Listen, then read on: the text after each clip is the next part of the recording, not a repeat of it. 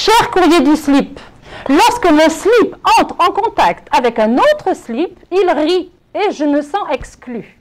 Ça m'empêche d'être heureux. Je n'aime pas cela. À qui puis-je demander des dommages et intérêts? Hearst. Alors, cher Hearst, il ne faut pas te laisser faire. Ton slip doit te respecter car à tout moment, tu peux péter. Rappelle-lui qui est du bon côté de l'anus et tu verras que son attitude changera très vite. Bonne chance. Un dernier courrier. Ah. Cher courrier du slip, un ami m'a prêté son slip, mais je l'ai moi-même prêté à un collègue de travail qui voulait l'essayer. Ce dernier a subitement démissionné et est parti sans me rendre le slip de mon ami. Je suis donc allée chez mon ex-collègue pour récupérer le slip de mon ami, mais sa maison avait brûlé. Puis-je demander à l'assurance de mon ex-collègue un dédommagement moral? John Fitzgerald, Octoplédire, Saint-Paris. Cher John Fitzgerald. Non. Mais par contre, vous pouvez écouter le dernier CD de Cortisol avec abondance. Et maintenant, nous passons à 1 minute supplémentaire de science avec les unités de longueur.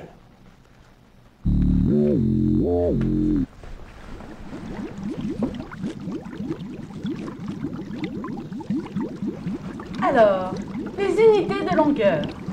Tout d'abord, le centimètre. Unité de mesure de la bite dans le système métrique. Par exemple, ce n'est pas la taille qui compte, mais la façon de s'en servir. Le pied, 30 cm. Par exemple, mon pied dans ton cul. La main, mesure d'une longueur en 2 dimensions. Par exemple, ma main dans ta gueule. Enfin, l'année-langue, distance parcourue par ta langue en 1 an. Par exemple, ma sœur habite à 982 506 années-langue de la Mecque. Bonne soirée.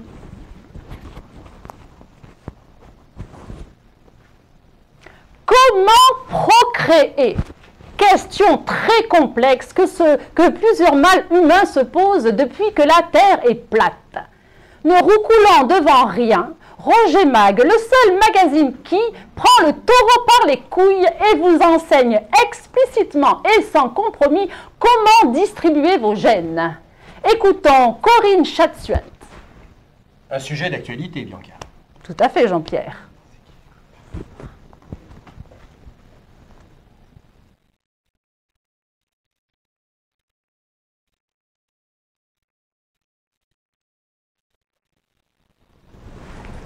Nous sommes impatients.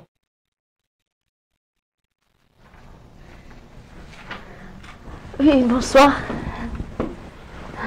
Bonsoir, Corinne. Bonsoir. On vous écoute, Corinne. D'accord. Lancez-vous, ça va bien se passer. Allez-y, allez-y. Alors, oui.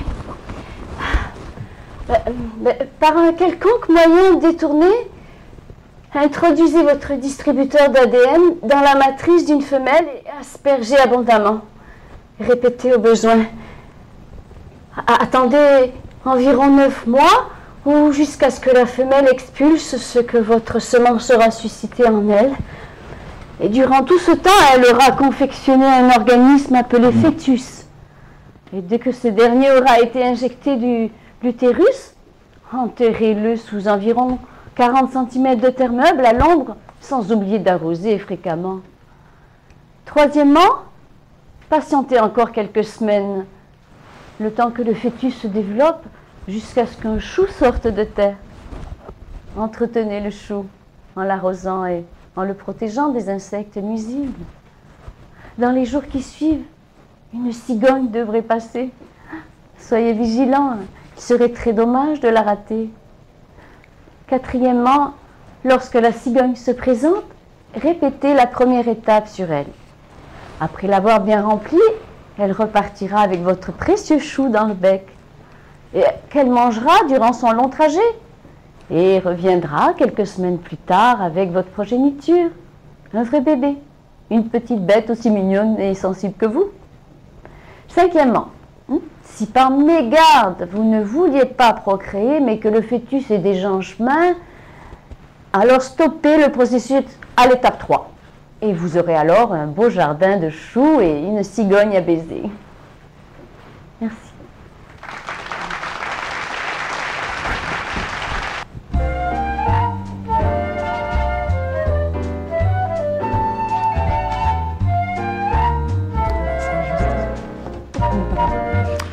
Le concept est simple.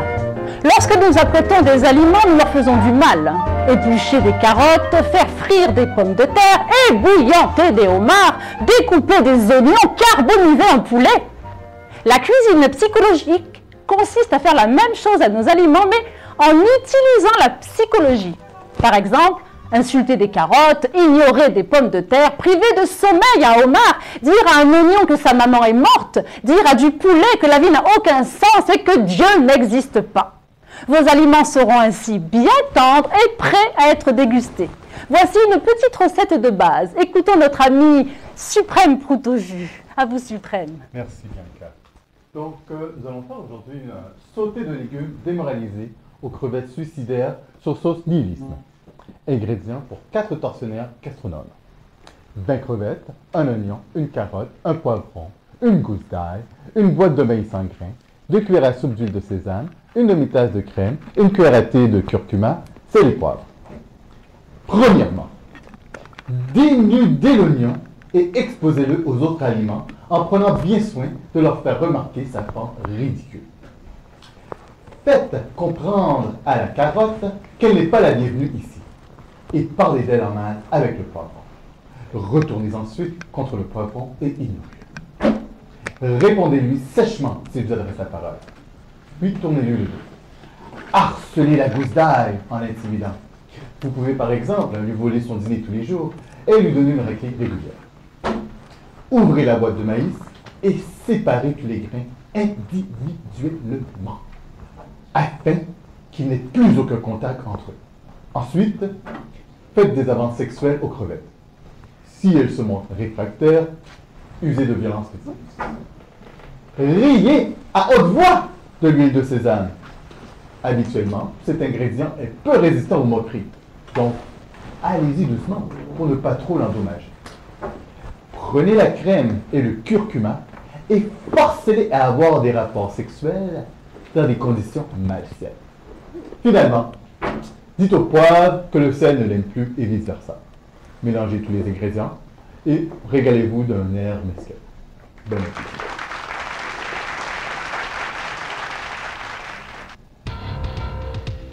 Très souvent, le soir, avant de vous coucher, vous essayez de comptabiliser le nombre de fois que vous avez fait caca dans la journée, mais sans succès, et cela vous agace. Dans un élan de solidarité, la rédaction de Roger Mag vous propose un petit nombre de règles élémentaires qui vous permettront. Règle élémentaire numéro petit 1. Si l'intervalle entre 2 sessions de caca est inférieur à 10 minutes, 10 minutes, les lois de l'intestin l'attestent, il s'agit du même caca dont vous avez oublié un segment. Une session est délimitée en amont par l'action de baissement du pantalon et en aval par l'action de torchage. Cette règle est récursive. Règle élémentaire numéro petit 2. Si vous restez au cabinet assez longtemps en une même session pour lire les 15 tomes de Battle Royale, on considère que c'est un forfait. Et ce, même s'il est probable que vous déféquerez à des intervalles supérieurs à 10 minutes. Et c'est tout pour les règles. Facile, non? Exemple. Exemple gros A. Roger se lève à midi et va faire caca. Il tape sa femme, puis regarde la télé jusqu'à 15 h, heure à laquelle il va refaire caca. Il va ensuite faire la sieste et se lève vers 21 h, il fait caca, il roule un joint et retourne faire caca à 21 h 08. Il allume son joint, puis retourne faire caca à 21 h 15. Ensuite, il finit son joint et regarde la télé en mangeant des chips mous avec de la bière tiède, il s'endort un peu, il fait une pause vers minuit 11 et il va faire caca. Puis il essaye de rallumer son joint, mais c'est vraiment que le carton, alors de guerre là, s'il va faire caca, il est minuit 20, puis il se recouche. Et là, il n'arrive pas à trouver le sommeil car une question le taraude. Mais combien de fois ai-je fait caca aujourd'hui? Et donc Roger, en tout et selon les règles de calcul du caca, il a fait 4 fois caca. Exemple gros B.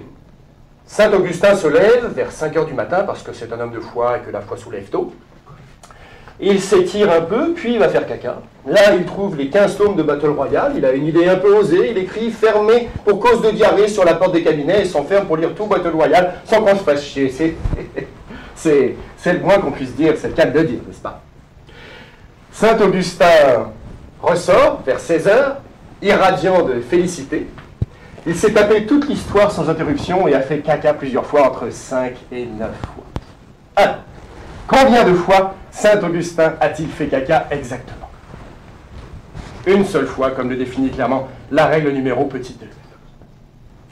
Vous pouvez vous faciliter la vie avec un calculateur de caca automatique qui appliquera les règles élémentaires numéro petit 1 et numéro petit 2 à votre place et mettra à jour votre page Facebook. Prix unique, 750 $, plus 10 000 $ de frais de livraison à d'autres girafes en vitesse. Modèle avec télécommande, rajoutez 20 $. Eh bien, voilà. Eh bien, je crois que... Jean-Pierre, ainsi s'achève notre émission. Eh bien, voilà.